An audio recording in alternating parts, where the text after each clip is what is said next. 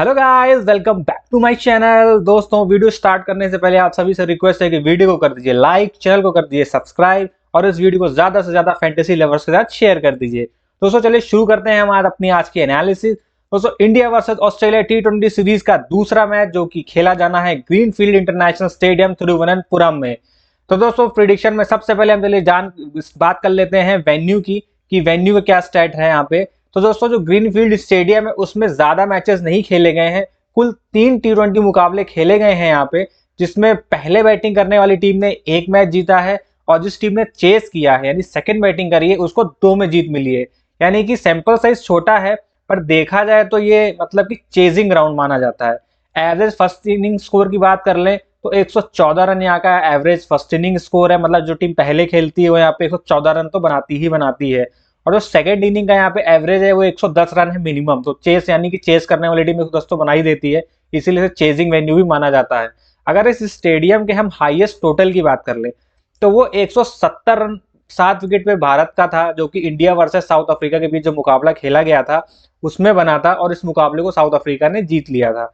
दोस्तों, lowest total की अगर मैं बात करूं तो लोवेस्ट टोटल यहाँ पे है 106 रन, जो कि भारत और श्रीलंका के बीच खेला गया था और उसमें 8 विकेटें यहाँ पे गिरी हुई थी।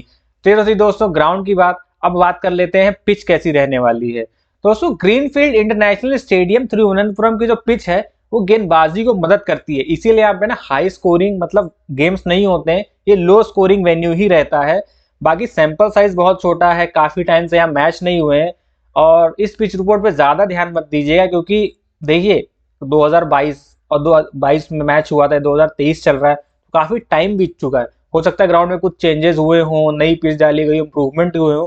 तो टॉस के टाइम पे जो पिच रिपोर्ट आती है ना, वो हमको एग्जैक्टली बता पाएगी कि पिच कैसा यहाँ पे बिहेव करेगी। हालांकि हम जो अपनी टीम बनाएंगे, अपना एनालिसिस करेंगे, वो इन्हीं पुराने स्टैट्स और सैंपल साइज के आधार पर करेंगे। तो हम जो टीम बनाएंगे वो तो बनाएंगे ही, बट टॉस के टाइम अगर पिच के बिहेवियर में चेंजेस आते हैं या पिच रिपोर्ट में कुछ ऐसा आता है कि मतलब मान लो कि पिच अच्छा बैटिंग विकेट है, जैसे कि लास्ट मैच में हमको देखने को मिला था, अगर वैसा बैटिंग वाइजैक जैसा बैटिंग विकेट मिल गया तो हमें टीम में चेंजेस करने पड़ेंगे। तो टॉस के टाइम पे पिच रिपोर्ट पे और प्लेइंग 11 में बिल्कुल ही ध्यान रखिएगा। और औसत स्कोर की बात करें तो 114 रन है, जैसा कि मैं आपको बता चुका हूं। अब बात कर लेते हैं जो रीसेंट मैचेस हुए थे, इससे ना आपको काफी ज्यादा क्लैरिटी मिलने वाली है। देखिए रीसेंट मैचेस की अगर मैं बात करूं यहाँ पे तो पहला मैच जो यहाँ पे खेला गया वो खेला गया भारत और न्यूजीलैंड के बीच, जो कि खेला गया था 7 नवंबर 2017 को। दोस्तों, इस मैच का मतलब जो आप डेटा देख रहे होंगे वो इसलिए इतना कम है क्योंकि ये मैच ना इसमें बारिश हो गई थी, तो ये मैच दोनों टीम को 8-8 ओवर का खेलना पड़ा था। तो जितना यहाँ पे स्टैट आपको दिखाई दे रहा है ये 8 ओवर के हिसाब से है। भारत ने इस मुकाबले को बहुत ही अच्छे से जीता था 8 रनों से, और इंडिया ने पहले बैटिंग करते हुए 67 रन बनाए थे 5 विकेट खो के। वही न्यूजीलैंड चेस करने आया था और चेस करने में नाकामयाब रहा था 8 ओवरों में, उसने 61 रन बनाए थे 6 विकेट खो के। कुल इस मुकाबले में 11 विकेटें गिरी थी, जिसमें से 6 फास्ट बॉलर्स ने ली थी और 3 स्पिनर्स को मिली थी। दूसरा मुकाबला जो यहाँ पे खेला गया था वो हुआ था, सोचे 2 साल बाद 8 दिसंबर 2019 को, जो कि खेला गया था भारत और वेस्ट इंडीज के बीच में। इस मुकाबले में भारत ने 170 रन बनाए थे 7 विकेट के नुकसान पे, और वेस्ट इंडीज ने बड़े ही आराम से इस टारगेट को चेस किया था, उन्होंने 173 रन बना दिए थे 8 विकेट खो के। उसके बाद दोस्तों अगर मैं विकेटों की बात करूं तो कुल विकेट यहाँ पे गिरे थे 9, जिसमें कि 5 विकेटें थी फास्ट बॉलर्स स्पिनर्स ने ली थी और 4 विकेटें यहाँ पे फास्ट बॉलर्स को भी मिली थी। यानी कि देखा जाए पहले मुकाबले में फास्ट बॉलर्स को ज्यादा विकेटें मिली थी, इस मुकाबले में स्पिनर्स को ज्यादा विकेटें मिली हैं।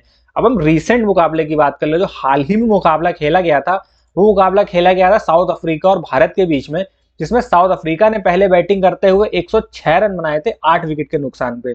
वहीं भारत ने इस मैच को बहुत ही क्लिनिकली जीता था और उन्होंने 110 रन चेस बना के इस मुकाबले को जीत लिया था 8 विकेटों से। भारत की कुल 2 विकेटें गिरी थी। इस पूरे मुकाबले में दोस्तों कुल 10 विकेटें गिरी हैं, इसमें 9 विकेटें फास्ट बॉलर्स को मिली हैं और 1 विकेट स्पिनर्स को मिली है। तो अगर हम रीसेंट स्टैट पर जाए ना तो ये फास्ट बॉलर्स को यहाँ पे काफी ज्यादा मदद मिलने वाली है। तो ये थी पूरी रीसेंट की बात। तो वही मैं कह रहा हूँ कि रीसेंट मुकाबला भी देखिए ना कितना पुराना, 28 सितंबर 2022, यानी इस मुकाबले को भी 1 साल से ज्यादा हो चुके हैं। तो डिपेंड करता है कि अभी पिच का क्या सूरत हाल है, वो टॉस के टाइम हमें पता चलेगा, उसके अकॉर्डिंग हमें अपनी टीम में चेंजेस करने पड़ेंगे।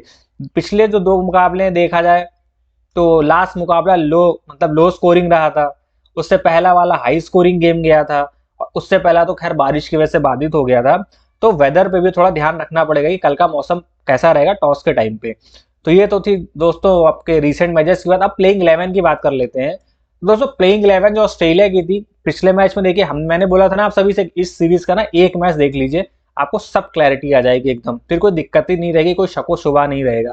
देखिए प्लेइंग 11 में चेंजेस थे, हमने जो प्लेइंग 11 प्रिडिक्ट करी थी उसमें चेंजेस वही थे जैसा मैंने बोला था कि जो प्लेयर वर्ल्ड कप स्क्वाड में थे जो फाइनल खेले उनको रेस्ट दिया जाएगा, तो वैसा ही हुआ।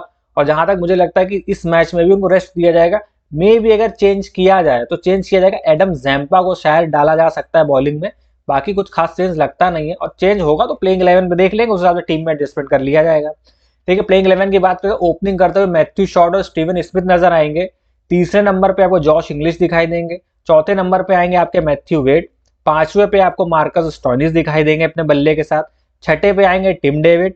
सातवें पे होंगे fast bowling allrounder Aaron Hardie, फिर नाथन एलिस। मैंने यहाँ पे एडम जाम्पा को रखा है क्योंकि मुझे ऐसा लगता है, क्योंकि लास्ट मैच ऑस्ट्रेलिया हारा है, तो ऑस्ट्रेलिया देखिए भले कैसे रही हो सीरीज कैसा क्या रहा, पर वो हर मुकाबले को ना सीरियसली लेता है। तो लास्ट मैच ऑस्ट्रेलिया हारा है, तो ऑस्ट्रेलिया ना यहाँ पे कोशिश करेगा जीतेगा, तो शायद एडम जैम्पा को यह मौका मिले। बाकी तनवीर, अगर एडम जैम्पा नहीं होंगे तो तनवीर सांगा होंगे, तो इसमें तो कोई बड़ी बात नहीं है। तो ध्यान रखिएगा एडम जैम्पा के साथ तनवीर सांगा हो सकता है अगर नहीं खेलेंगे जैम्पा। फिर जेसन बेरेंडॉफ और सीन एबर्ट, ये तो थी ऑस्ट्रेलिया की प्लेइंग 11। अब इनका हम एनालिसिस कर लेते हैं। देखिए मैथ्यू शॉर्ट कमाल के प्लेयर हैं, लेकिन पिछले मैच में ना थोड़े से ऑफ कलर लगे उनका। तो स्टीवन स्मिथ थे, हालांकि स्टीवन स्मिथ ने 50 मारी सब कुछ किया, बट उनका स्ट्राइक रेट बहुत कम था। उन्होंने लगभग शायद 51-52 रन बनाने के लिए 42 गेंदें ले ली। कहीं ना कहीं ऑस्ट्रेलिया को ना कमी, मतलब कहीं ना कहीं ये चीज ऑस्ट्रेलिया के लिए बैकफायर कर गई, क्योंकि ऑस्ट्रेलिया ने 207 रन बनाए थे। वही अगर स्टीवन स्मिथ ये कुछ बॉलें कम लेते, जैसे उन्होंने 42 गेंदे 52 बनाए थे, अगर यही वो 32 बॉलों में लेते ना, तो वो 10 गेंदों की वजह से ऑस्ट्रेलिया का स्कोर जो 207 पे रुक गया वो कहीं जाके 222 228 चला जाता, क्योंकि टिम डेविड खेल रहे थे, मार्कस स्टोइनिस खेल रहे थे और हिटिंग भी उनकी अच्छी लग रही थी। तो अगर वो स्कोर 222 224 चला जाता तो जो इंडिया मैच आराम से जीता। हाँ लास्ट ओवर में वो क्रम्बल हो गया, पैनिक बटन दब गया, वो तो खैर अक्षर पटेल की गलती थी, उस जगह पे ऐसा शॉट बनता नहीं था। बट इंडिया जो 207 का टारगेट चेस कर गया, कहीं 224 चेस करना पड़ता तो उनमें और प्रेशर आता और शायद मैच के रिजल्ट कुछ और हो सकता था। तो मैथ्यू शॉर्ट ऑफ कलर थे, बट उन्होंने बॉलिंग से एक विकेट भी लिया है। और ऐसा नहीं है, वो क्रॉस बैटेड खेलते हैं और वो ऐसा प्लेयर है कि जिस दिन चलेगा ना तो लंबा चलेगा, तो आप मैथ्यू शॉर्ट को हल्के में नहीं ले सकते। तो अच्छा है आप इनके साथ जा सकते हैं, अपनी एक टीम में तो इनको रखिएगा कम से कम एज अ बैट्समैन, नहीं ऐसी तो बॉलिंग ऑप्शन तो रखिएगा, क्योंकि इनसे ना इंडिया टीम में इतने लेफ्ट हैंडर है ना, लाइन से लेफ्ट हैंडर ही लेफ्ट हैंडर है। एक टाइम तो लेफ्ट हैंडर मिलते नहीं थे, अब इतने लेफ्ट हैंडर हो गए ना, आप ऊपर से उठा के देख लो। तो देखिए यशस्वी जायसवाल, फिर आएंगे ईशान किशन, फिर तिलक वर्मा, उसके बाद आपके ये आते हैं तिलक वर्मा के बाद अक्षर पटेल, रिंकू सिंह, ये टोटल लेफ्ट हैंडर की बैटिंग लाइनअप है। तो मैथ्यू शॉट अपने ऑफ स्पिन से ना इनको ट्रबल कर सकते हैं। हालांकि लास्ट मैच में उनको ओवर नहीं दिया, उन्होंने एक विकेट भी लिया था, फिर भी क्यों नहीं दिया भगवान जाने, बट ये तंग कर सकते हैं। तो मैथ्यू शॉट अच्छे ऑप्शन रहेंगे। स्टीवन स्मिथ अच्छे ऑप्शन रहेंगे, क्योंकि देखिए हमें मतलब नहीं है किस स्ट्राइक रेट से खेलते, हमें तो पॉइंट से मतलब है। और भाई ये रन बनाएंगे, ऐसा नहीं कि आते ही चले जाए, ओपनिंग आएंगे। ये हाँ बहुत ही कोई बेहतरीन डिलीवरी आ जाए अर्शदीप सिंह या आपके प्रसिद्ध कृष्णा की ओर से तो मैं कह नहीं सकता, बट ये रन बनाएंगे। जॉश इंग्लिश जिस हिसाब का, देखिए इन्होंने सेंचुरी मारी है लास्ट मैच में, बट जिस हिसाब का जो अभी तक पिच रिपोर्ट निकल के आया है कि पिच थोड़ा सा स्लो खेल जाता है, और कहीं ऊपर से मैथ्यू शॉट और स्टीवन इसमें थोड़ा टाइम स्पेंड कर गए, मतलब मान लीजिए पावर प्ले भी खेल गए, 7 ओवर तक भी टिक गए, दोनों नॉट आउट जाते हैं, तो जॉश इंग्लिश शायद स्ट्रगल करते हुए नजर आएंगे। हालांकि स्पिन भी बहुत अच्छी खेलते हैं, फास्ट बॉलिंग भी बहुत अच्छी खेलते हैं, बट पिच थोड़ी सी जिस हिसाब से लो स्कोरिंग है, बॉलर्स को मदद है, थोड़ी स्लो भी रहती है, तो शायद जॉश इंग्लिश यहाँ पे ना चल पाए। बाकी देखिए टॉस पे जिस हिसाब से पिच का भी, अगर पिच हल्की सी भी हुई कि स्लो नहीं है, यहाँ पे बॉल ग्रिप कम करेगा, नहीं करेगा नहीं कम करेगा, ज्यादा ग्रिप करेगा तो देखिए बिल्कुल जॉश इंग्लिश को ड्रॉप कर दीजिएगा, बट हल्का भी इसमें दिखाएगी, फास्ट बॉलर्स को थोड़ी सी मदद है और बॉल कम ग्रिप करेगा तो भाई आग बंद करके जॉश इंग्लिश को अपनी टीम में डाल लीजिएगा, क्योंकि एक क्लीन हिटर है। स्पिनर्स की भी बहुत हिटिंग करते हैं, बहुत कुटाई करते हैं, बट अभी के हिसाब से जो पिच का रवैया अभी तक निकल के आया है, उस हिसाब से जॉश इंग्लिश को थोड़ा सा देख सकते हैं, अवॉइड कर सकते हैं। फिर मैथ्यू वेड नो डाउट बहुत ही बेहतरीन प्लेयर है। बैटिंग से उनका परफॉर्मेंस अच्छा नहीं, बट कीपिंग में एक नंबर है। आप ग्रैंड लीग की टीम बनाए तो इनको बोलते हैं ना कि एक एक्स्ट्रा ऑर्डिनरी पिक या हुकुम का इक्का, तुरुप का इक्का, क्योंकि ये ना कम लिए जाएंगे, क्योंकि विकेट कीपिंग में आपका जॉश इंग्लिश हो गए, आपके ईशान किशन ऑलरेडी मौजूद है, फॉर्म में, उनको हर कोई लेगा। तो मैथ्यू वेड ना हुकुम का इक्का साबित हो सकता है। बाई चांस मान लीजिए टॉप ऑर्डर फ्लॉप होता है ऑस्ट्रेलिया का, तो एक ऐसे प्लेयर है ना जो अकेले दम पे 40-50 रन मार के अपनी टीम को खतरे से निकाल सकते हैं। और उसके बाद आते हैं मार्कस स्टोइनिस। भाई अगर जो पिच रिपोर्ट जैसी है अभी तक कि लो स्कोरिंग वेन्यू है, अनइवन बाउंस, हल्की सी स्लोइश है, तो उसमें ना मार्कस स्टोइनिस हुकुम का इक्का साबित होंगे। क्योंकि भाई ये ना इनकी जो बैटिंग तो है, बैटिंग तो नीचे आएंगे, करना जानते हैं ये, क्योंकि लखनऊ लखनऊ सुपर जायंट से खेलते हैं, उन पिचों का इनको अंदाजा है। पर वहां पे बॉलिंग कैसी करानी है उसका भी इनको अंदाजा है। इनको पूरे ओवर लगभग 3 ओवर तो मिलेंगे ही मिलेंगे इस पूरी बॉलिंग लाइनअप में, अगर चेंज नहीं होती है तो मार्कस स्टोइनिस 3 ओवर तो डालेंगे। और वो 3 ओवर ना फंसा के डालेंगे, वेरिएशन डालेंगे, और इनको विकेटें मिलने के चांसेस बहुत ही ज्यादा है। तो मार्कस स्टोइनिस को अवॉइड मत करिएगा अपनी टीम में। टिम डेविड हो गए। टिम डेविड देखिए, अगर ऑस्ट्रेलिया चेस कर रही है तो रखिएगा टिम डेविड को। मान लीजिए कि थोड़ा सा पिच है हल्का वैसा, तो टिम अगर चेस कर रही है ऑस्ट्रेलिया, पिच कैसा भी हो, टिम डेविड को डाल लीजिएगा अपनी टीम में। हाँ, पहले बैटिंग में आप इनको रोक सकते हैं, हाँ रोक सकते हैं, वो भी देखिए दो दो सेंस बनते हैं। टॉप ऑर्डर चल रहा है, टिम डेविड को मत रखिए। अगर टॉप ऑर्डर फ्लॉप है, टिम डेविड को डाल लीजिए, क्योंकि टॉप ऑर्डर चलेगा तो ऑस्ट्रेलिया का top order heavy top order है, तो इसका मतलब है कम से कम 16 ओवर तक, 16-17 तक टिम डेविड ही बैटिंग आने नहीं देगा। तो 3-4 ओवर में है खतरनाक, लेकिन ये है ना बॉलिंग भारत की ना डेथ की ठीक है। जैसे मुकेश कुमार देखिए, उस पाटा विकेट पे जब मुकेश कुमार ने इतनी अच्छी बॉलिंग कराई है, तो थोड़ा सा अच्छा विकेट मिलेगा तो मुकेश कुमार तो कमाल करने वाले हैं। तो इसे थोड़ा देखना पड़ेगा। बाकी एरन हार्डी तो अभी उनका कोई परफॉर्मेंस आया नहीं है, तो भाई उनको क्या ही, हाँ आप देखिए, अब रिस्क है कि एक होता नहीं आउट ऑफ द बॉक्स सोच के थिंकिंग लेके आप डाल लें, बट कन्वेंशनली अगर आप टीम बना रहे हैं तो इनको थोड़ा अवॉइड ही करिएगा। बॉलिंग में देखिए नाथन एलिस और जेसन बेहरेंडॉफ, इनको तो कतई ड्रॉप मत करिएगा अपनी बॉलिंग लाइनअप से। उसके बाद अगर एडम जैम्पा खेल रहे हैं, अगर एडम जैम्पा खेल रहे हैं तो अब एडम जैम्पा को बिल्कुल अपनी टीम में रखिएगा। मैन इन फॉर्म में, एक्सपीरियंस प्लेयर है, वर्ल्ड कप में हाईएस्ट विकेट टेकर बना है स्पिन डिपार्टमेंट में। ऑल ओवर भी शमी से बस यही नीचे है, वरना ये ले गए थे अगर 1-2 विकेटें और इनको मिल जाती फाइनल में। तो जेसन बेरेंडॉफ और नाथन एलिस को बिल्कुल मत छोड़ेगा। हाँ, हालांकि नाथन एलिस का पिछला मैच कुछ खास नहीं गया, बट ये ऐसे बॉलर है जो ये डेक पे हार्डली हिट करते हैं बॉल को, और आपका वेरिएशन लाते हैं, यॉर्कर्स मारते हैं, कटर्स हैं, स्लोवर वंस हैं, नकल बॉल है। तो इनके पास काफी वेरिएशन है और ये काफी विकेट ले सकते हैं और सक्षम है उस चीज में, बस इनको थोड़ी सी मदद चाहिए। तो ये तो थी प्लेइंग 11 और उनका एनालिसिस। अब चलते हैं जरा टीम इंडिया की प्लेइंग 11 देख लेते हैं। देखिए प्लेइंग 11 में तो इंडिया तो मुझे नहीं लगता कोई चेंज करेगी, क्योंकि पहला मैच था, हम आराम से जीत के आए हैं। हाँ, बॉलर्स ने थोड़ा सा निराश किया, बट पिच उस हिसाब की थी ना, तो क्या करें, और रस्टी थे बॉलर भी, तो वो अच्छा परफॉर्मेंस दिखाएंगे आपको। मैं बात कर लेता हूँ इंडियन बैटिंग लाइनअप की। तो ओपनिंग करते हुए आपको ऋतुराज गायकवाड़ और यशस्वी है ना, हाँ, यशस्वी जायसवाल नजर आएंगे। 3 नंबर पे आपको ईशान किशन खेलेंगे, एज अ विकेट कीपर भी ईशान किशन ही खेलेंगे। सूर्य कुमार यादव स्काई 4 नंबर आएंगे। 5 पे आएंगे तिलक वर्मा, 6 पे आएंगे रिंकू सिंह, 7 पे अक्षर पटेल, फिर रवि बिश्नोई, फिर अर्शदीप सिंह, प्रसिद्ध कृष्ण और मुकेश कुमार। तो ये पूरी प्लेइंग 11 रहने वाली है इंडिया की। बाकी हम बात कर लेते हैं ऋतुराज गायकवाड़। देखिए एशियन गेम्स में अच्छे टच में थे, डोमेस्टिक सीजन इनका बहुत अच्छा गया था। पिछले मैच में अनफॉर्चुनेटली एक रनआउट हो गए बिना बॉल खेले, बट ऋतुराज गायकवाड़ भाई टॉप पिक है आज के मैच की। इंडिया खासकर अगर पहले बैटिंग करता है तो भाई गायकवाड़ को ड्रॉप मत करिएगा, क्योंकि गायकवाड़ अच्छे परफॉर्मेंस देते हैं और चेन्नई की विकेटों पे खेलने की ना इनको आदत है। तो यहाँ पे इस विकेट पे भी इनको फायदा मिलेगा, और एक्सपीरियंस इनके काम आने वाला है। और जानते हैं अब ऋतुराज गायकवाड़ खेलते हैं तो फिर लंबा खेलते हैं, ये नहीं कि उनको स्टार्ट मिला और चले गए, नहीं, खेलेंगे लंबा खेलेंगे, फैंटेसी पॉइंट दे के जाएंगे। फील्डिंग में भी आपको ये नजर आएंगे।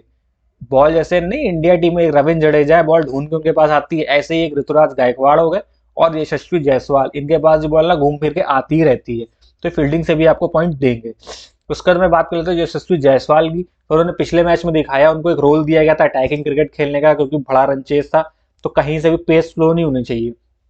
बढ़िया टच में लग रहे थे, बॉल बैट पे आ रही थी, गो थ्रू शॉट्स खेल रहे थे। और जो उनके विकेट गिरे ना, वो भी कोई बहुत अच्छी बॉल पे नहीं गिरी थी, मैथ्यू शॉट की बॉल थी, फुल फुल बॉल थी, बिल्कुल बैट के नीचे थी। शॉट उन्होंने मारी, लेकिन ना कि निचले हिस्से में लगे, थोड़ा सा शायद बॉल स्लो आया उन पे, तो रुक फंस गया उनका बल्ला, और स्टीवन स्मिथ ने कैच ले लिया सर्किल पे। लेकिन 30 यार्ड सर्किल पे, बट बहुत बेहतरीन टच में है यशस्वी जायसवाल। इनको आप ड्रॉप मत करिएगा अपनी टीम में, चाहे चेस कर रहे हो चाहे टीम पहले खेल रही हो, क्योंकि यार ये ऐसे प्लेयर है ना गायकवाड़ और जायसवाल कि चलते हैं तो फिर बहुत लंबा चलते हैं। समझ रहे हैं आप? जैसे 21 रन बनाए थे उन्होंने 8 गेंदों में, 21 या 22 रन बनाए थे 8 गेंदों में। तो लग रहा था अगर अनफॉर्चुनेट वो आउट ना होते तो शायद 100 मार देते। तो वो चीज है। ईशान किशन भाई बिल्कुल आग बंद करके लीजिएगा। विकेट कीपिंग सेक्शन में जॉस इंग्लिश और ईशान किशन, ये दो चॉइस, इन दोनों में से एक आप रखिएगा। पिच थोड़ी सी भी अच्छी हुई बैटिंग, देखिए अभी हम जो टीम बना रहे हैं, जो डिस्कशन कर रहे हैं, ये मान के चल रहे हैं कि पिच बिल्कुल घटिया होने वाली है। समझ रहे हैं आप मेरी बात? बाकी पिच रिपोर्ट पता चल जाना है कि पिच कैसी है, बाउंस अच्छा है, पेस अच्छी है, तो भाई किशन और जॉश इंग्लिश दोनों को रख लीजिएगा टीम में। बट अगर पिच में 19-20 है ना, तो जॉश इंग्लिश को आप थोड़ा सा लोअर एज देके ईशान किशन को थोड़ा टॉप एज दे सकते हैं। दोनों ही फॉर्म में, बट ईशान किशन को इन कंडीशंस पे, स्लो पिचेस पे खेलने का आइडिया है इनको, तो इसलिए ईशान किशन को प्रायोरिटी है। सूर्य कुमार यादव, अगर देखिए पिच स्लो है, बिल्कुल ड्रॉप कर दीजिएगा इनको। ये हमने इनको स्ट्रगल करते स्लो पिचेस पे देखा है, चाहे लखनऊ की पिच हो, चाहे वनडे में आप देख लो, फाइनल में अहमदाबाद की पिच हो। अगर डबल पेस विकेट है, मतलब अनइवन बाउंस, रुक के बॉल फंस के आने वाला है, तो स्काई को ड्रॉप कर दीजिएगा। बाकी पिच अच्छी है तो स्काई को आग बंद करके ले लीजिएगा। और एक चीज और ध्यान रखिएगा, अगर आप एक आइडिया लगा रहे हैं, मान लीजिए कि मान लो कि सीमी कंडीशन से इंडिया पहले खेल रहा है और जेसन बेहरनडॉफ निकाल देंगे, ऊपर के टॉप 2 निकाल देंगे इनमें से, मान के चलो 5 ओवर में टॉप 3 में से, मैं 4 भी नहीं ले रहा, टॉप 3 में से 2 विकेटें आप मान के चल रहे हो कि गिर रही है, तो तिलक वर्मा को ले लीजिएगा, तो अपनी टीम में डाल लीजिएगा। बट अगर आपकी एक टीम ऐसे मान के चलिए, अगर आप ये सोच रहे हैं कि नहीं हमारे टॉप चलेंगे, तो तिलक वर्मा को ड्रॉप कर दीजिएगा। प्लेयर बहुत अच्छे हैं, बस मुद्दा ये है कि टॉप 4 इतना हैवी है ना इस टाइम टीम इंडिया का, कि इनको मौका ही नहीं मिलेगा। लास्ट मैच में कुछ खास मौका मिला नहीं था, और रोल भी ऐसा था कि मारना था, तो 8 रन बना के बेचारे आउट हो गए। रिंकू सिंह, अगर इंडिया चेस कर रहा है तो आप देखिए out of the box selection रखना चाहते हैं तो किसी एक टीम में रख लीजिए। अगर आप ग्रैंड लीग खेल रहे हैं, देखिए ग्रैंड लीग एक टीम से तो जीतना नहीं जा सकता, तो 3-4 टीम बना रहे हैं, और चेजिंग में एक सेट पे ना, ये आप एक आइडिया लगा लीजिए कि भाई हाँ, टॉप में एक चल गया और हमारे 2 फ्लॉप हो गए मान लो, या 3 फ्लॉप हो रहे हैं, रिंकू सिंह को डाल दीजिए नीचे अगर बड़ा टारगेट चेस कर रहे हैं, तो उस हिसाब से देख लीजिएगा। बॉलिंग में देखिए अक्षर पटेल को रखिए, पिछले मैच अच्छा नहीं किया था, बट ऑस्ट्रेलियन बैटिंग लाइनअप ना लेफ्ट हैंडर्स हैं नहीं उतने, आप उठा के देख लो तो ऊपर से Matthew short, Steven Smith right handers हैं, 3 नंबर पर जॉश इंग्लिश राइट हैंडर है, 4 नंबर पे मैथ्यू वेड एक लेफ्ट हैंडर आपको मिलेंगे। उसके बाद आप 5 नंबर पे आ जाइए, Marcus Stoinis right hander, Tim David right hander. तो इनका ना राइट हैंडर का लॉट है, जैसे इंडिया लेफ्ट हैंडर पे चल रही है ना, ये राइट हैंडर पे चल रहे हैं। और अक्षर पटेल का रिकॉर्ड टिम डेविड के सामने भी ठीक ठाक अच्छा है, जॉश इंग्लिश को भी इनने परेशान किया है, तो ये बढ़िया बॉलिंग कर रहे हैं, बढ़िया बॉलिंग कर रहे हैं। हाँ रस्टी थे, पहला मैच था, हो जाता है, बट इस बड़े प्लेयर हैं, एक्सपीरियंस प्लेयर है, इस मैच में ये भी वापसी करेंगे। फिर रवि बिश्नोई, अर्शदीप सिंह, प्रसिद्ध कृष्ण और मुकेश कुमार। देखिए प्रसिद्ध कृष्ण और अर्शदीप सिंह तो बिल्कुल भी टच में नहीं लगे, जैसा अभी तक ऑन रिकॉर्ड है कि पिच थोड़ा सा, समझ रहे हैं आप बात, स्लो है या वो नहीं, मतलब ज्यादा हाई स्कोरिंग गेम नहीं होंगे, तो यार इसमें चॉइस है, आप रवि बिश्नोई को ले सकते हैं, अच्छा बॉलर है, आपको लेट डाउन नहीं करेगा। पहला मैच था, इनके साथ होता है कि थोड़ा ये एक आध मैच ले लेते हैं, उनका दिन ही खराब था, देखिए ना कैचेस भी ड्रॉप हुआ उनसे उनसे एक रनआउट भी पैनिक में छूट गया, खुद का कॉट बिहाइंड एक छूटा, तो दिन अच्छा नहीं होता। But Ravi Bishnoi class bowler है, विकेटें लेते हैं, ऐसा नहीं कि विकेटें नहीं लेते, हाँ इनका इकॉनमी थोड़ा ऊपर रहता है, बट ये विकेटें लेते हैं, आपको पॉइंट्स देंगे। अर्शदीप सिंह अभी टच में नहीं लग रहे हैं, बट मुकेश कुमार को देखिए, मेरी बात मानिए, मुकेश कुमार को अपनी टीम में रखिएगा। लास्ट मैच में वो विकेटलेस गए थे, मेरे ख्याल से विकेटलेस गए थे हाँ, बट डेथ में बॉलिंग शानदार कराई थी, तो आप ये मान के चलिए कि डेथ में 4 ओवर मुकेश कुमार के पक्के हैं। कौन सा ओवर डालेंगे, 16 18 20 14 16 18 20 ये डालने वाले हैं, और वो टाइम होती है हिटिंग की, ठीक है। तो अब पिच थोड़ी मदद मिली ना, तो जिस हिसाब से इनका यॉर्कर है, स्लोवर वन है, ये विकेटें लेंगे, तो मुकेश कुमार को भी आप अपनी टीम में ले सकते हैं। तो दोस्तों ये तो थे दोनों प्लेइंग 11 का पूरा आपके सामने एनालिसिस, उस हिसाब से आप देखिएगा। मेरी यही आपसे मैं बार बार बोल रहा हूँ, मैं फिर बोल रहा हूँ, क्योंकि ये वेन्यूज ऐसे हैं ना जिनके बारे में हमें बहुत आइडिया नहीं है, ज्यादा मैचेस नहीं हुए हैं और ज्यादा लाइमलाइट में नहीं रहते हैं। जैसे आप बात करें चिन्ना स्वामी स्टेडियम की, आप बात करो लखनऊ की भी, आप बात कर लो, आप बात कर लो फिरोजशाह कोटला दिल्ली की, या अब आप बात कर लो ये वानखेड़े स्टेडियम मुंबई की, ईडन गार्डन्स की, मोहाली की, तो जिन पे ना आप मोटा मोटा मानो जिनमें आईपीएल खेला जाता है, रीस बहुत मैचेस होते हैं, उनके बारे में हमको बिल्कुल आइडिया होता है कि भाई पिच ऐसी ही होनी है, तो उसका एनालिसिस अंदाजा लगाना बहुत आसान होता है। बट ये जो स्टेडियम होते हैं ना, जैसे वाइजैक है, ये हो गया आपका ग्रीनफील्ड स्टेडियम, तो इनमें ना हमें थोड़ा पिच रिपोर्ट पे डिपेंड रहना पड़ता है, जो लाइव आती है उस टाइम पे क्या माहौल चल रहा है, तो उस पर थोड़ा ध्यान रखिएगा, अपनी नजरें बना के रखिएगा, फिर उस वजह से चेंजेस कर लीजिएगा। प्लेइंग 11 में अगर चेंजेस हो रहा है तो उस पर पिच रिपोर्ट देखिए, प्लेइंग 11 देखिए, फिर चेंजेस करिए। देखिए ना, आप भी टीम बना रहे हैं तो इतना तो आइडिया हो ही जाता है। तो अब चलिए हम देख लेते हैं हेड टू हेड क्या सीन है। हेड टू हेड लास्ट में पिछले मैच में जैसे बात करी थी, 25 मुकाबले थे, 10 ऑस्ट्रेलिया जीता था, 15 भारत जीता था। लास्ट मुकाबला सॉरी, लास्ट मुकाबला इंडिया जीत चुका है, तो स्कोर इंडिया का और आगे हो गया कि 10 मुकाबला ऑस्ट्रेलिया जीता है, 16 मुकाबला इंडिया जीता है, यानी इंडिया साइकोलॉजिकल हिसाब से इनसे आगे है। ऑन पेपर भी इंडिया की परफॉर्मेंस इनसे बेहतर रही है T20 में।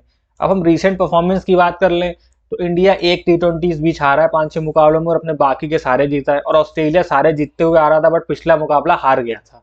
तो ऐसा कोई बहुत ज्यादा डिफरेंस नहीं है दोनों टीम में कि रिसेंट में बहुत ही इंडिया दबदबा रखा है T20 में, ऑस्ट्रेलिया बिल्कुल ही जमीन में पस्तन नहीं। लास्ट मुकाबला भी देखिए ना, उनको जरा सी ओपनिंग मिली, अक्षर पटेल थोड़ी सी गलती करी और चढ़ बैठी team Australia.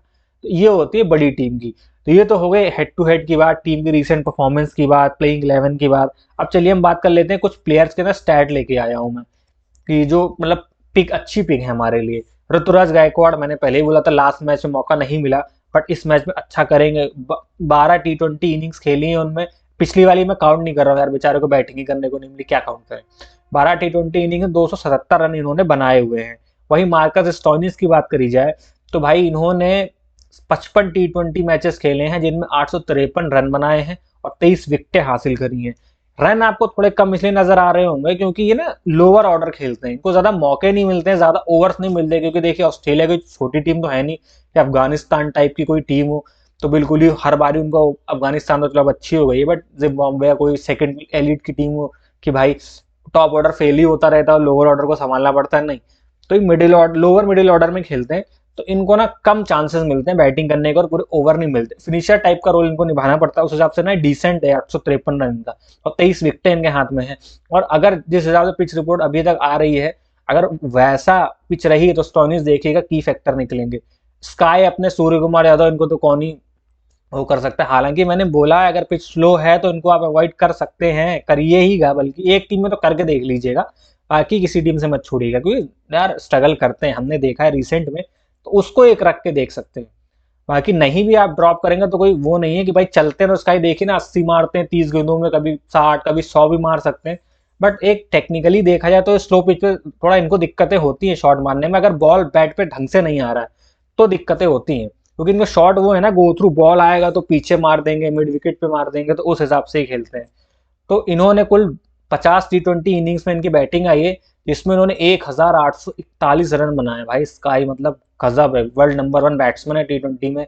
Career strike rate I think इनका 174 प्लस है, सबसे ज्यादा है, बड़े बड़े बैट्समैनों से आगे निकल चुके T20 में।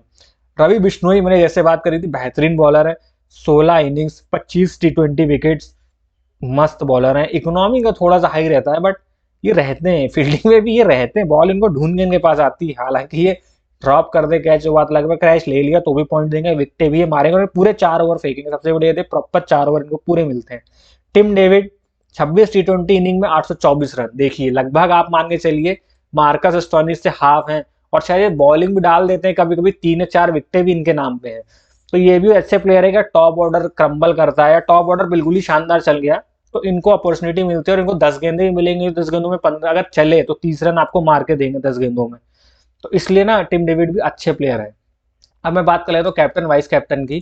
तो कैप्टन वाइस कैप्टन में देखिए आप सभी को हैरानी होगी, मैंने एडम जैम्पा को रखा है, पता नहीं मेरा प्यार क्या एडम जैम्पा को लेके, बट देखिए ये भी उसी हिसाब से रखा है। अगर एडम जैम्पा खेल रहे हैं तो भाई बना दीजिएगा वाइस कैप्टन, कैप्टन में से एक इनको बना दीजिएगा एक टीम में कम से कम अपनी।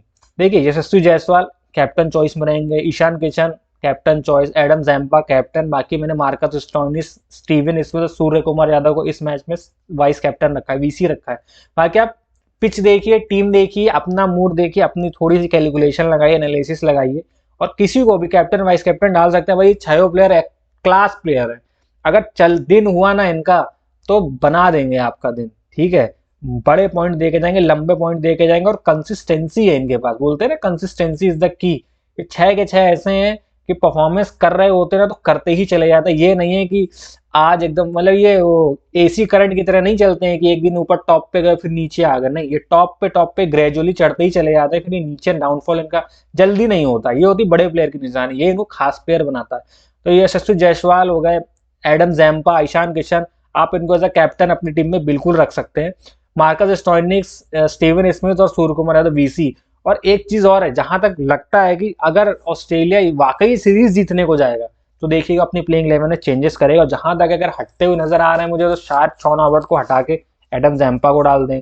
अगर स्पिन फ्रेंडली थोड़ा सा भी ट्रैक होना है घुसा देंगे एडम जैम्पा को, नहीं तो फिर हो सकता है सेम प्लेइंग 11 के साथ जा सकते हैं। केन रिचर्डसन इनके स्क्वाड में है, केन रिचर्डसन भी आ सकते हैं। अगर केन रिचर्डसन आए तो बॉलर अच्छे हैं भाई।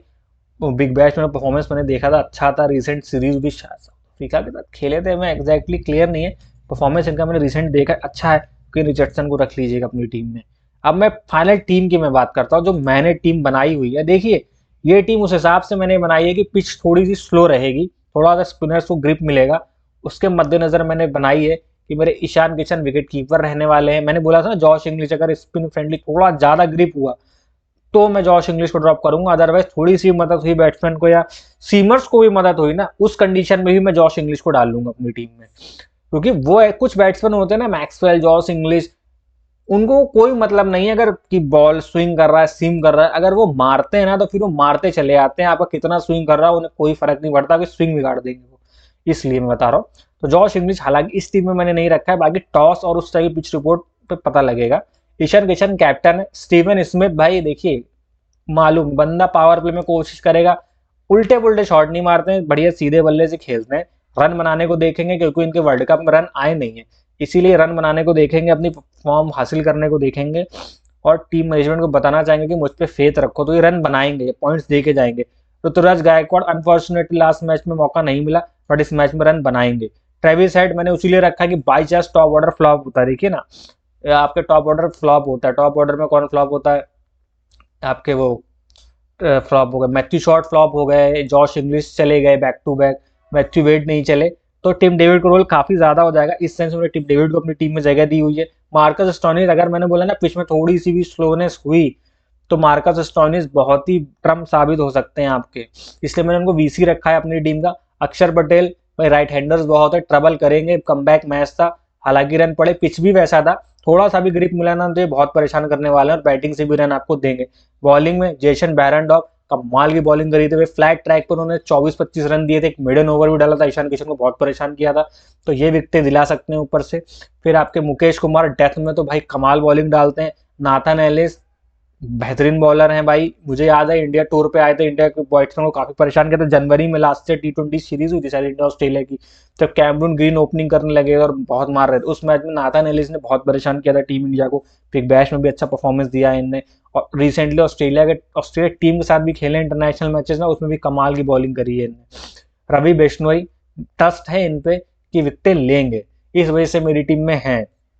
बाकी टॉस पे बिल्कुल भी निर्भर करता है, देखिएगा टॉस और एनालिसिस और पिच रिपोर्ट बहुत ध्यान रखिएगा, क्योंकि हम जो पिच रिपोर्ट बता रहे हैं ना, क्योंकि ये ऐसे वेन्यूज हैं इस पर रिसेंट मैच को भी साल 1.5 साल हो चुका है हुए, तो हमें कुछ पता नहीं है, इनका क्लियर आइडिया नहीं है।